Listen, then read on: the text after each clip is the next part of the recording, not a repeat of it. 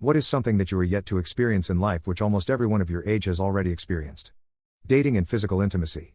I'm soon to be 34 and I've never met another person my age who have zero experiences.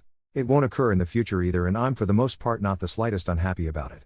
Though I am a bit sad that I'll never know what it feels like to kiss someone or hold their hand. Oh. And I've never had a driver's license and never will. I have driven a car multiple times and know how to do it though. Just no license. Edit. Never watched a sports game of any kind either. Staying at a resort / all-inclusive. Going traveling in general. Smoking pot, or smoking in general tbh. Getting a tattoo. Going on a roller coaster. Learning to drive. Tried to learn for about 5 years. Tried 3 instructors. I'm just obviously not built for it. Getting married. My partner doesn't want to. And he was transparent from day one. I'm on the fence about marriage anyway, so I'm okay with not ever getting married. But if he asked me tomorrow, I'd probably say yes. Having kids, and I never will. And that's fine by me. I'm 31. Having my own rental, not even going to consider home ownership. I'm 39 and although I've lived out of home for periods of time with exes, I've never actually had a different address to my parents. It's not for lack of wanting, I do, but I don't feel I'm financially able. I work full time, but it doesn't pay enough to move out and my roles are mostly contract, so it can be cancelled at any time. It's not secure, and unless I'm financially secure I won't do it. I live downstairs from my parents. My own area. Den.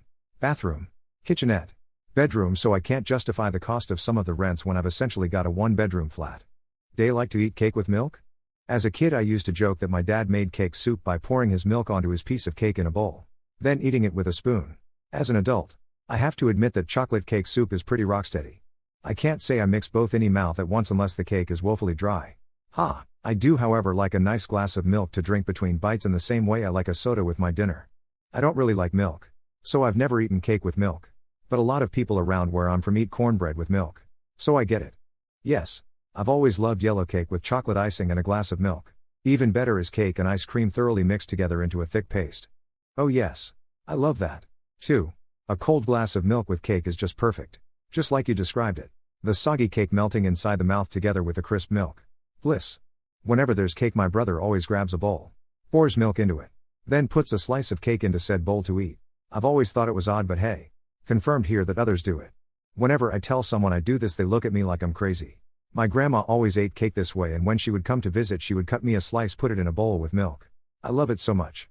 Tastes great and reminds me of my grandma. I'm vegan now.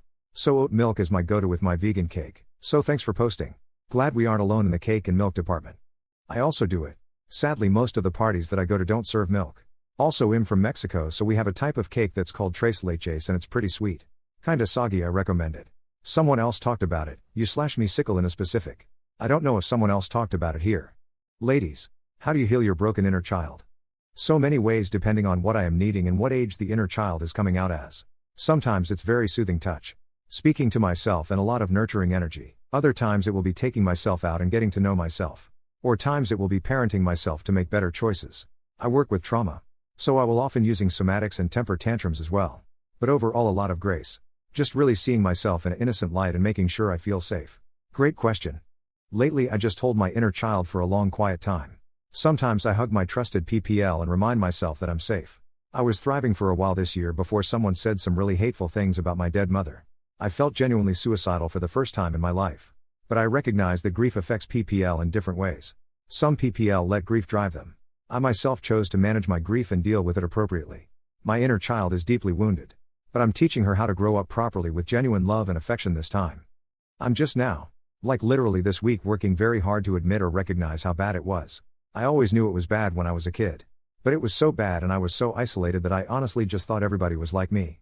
I'm figuring out over the last few years that A, they're not, and B, I don't have to be like that anymore. But the only way to do that and to fix little me is to start taking it apart. And talking about it with my husband, who I have wronged beyond belief. It's effing terrible and hard. So hard. I'm not real sure yet how to heal little me or if I even can. But I at least feel like I'm finally trying. I've honestly never been this afraid in my life. What do you hate the smell of? Cinnamon, and I mean those Christmas cinnamon brooms and the artificial fall/holiday cinnamon candles and shit. Big red gum cinnamon. Cinnamon toast and cinnamon rolls were sent from heaven above. It's nothing I can specifically pick. Because it's an amalgamation of who knows what. I work in auto repair. And some customer cars can be gross. You know when an unopened roll of chilled dog food goes bad and starts bloating up with gas? So you go to throw it out and it bursts open? That smell can turn even the most cast iron of stomachs. Bad breath of someone in which you have to carry a serious conversation with and would be inappropriate to tell them in that moment, so you have to act like you don't notice.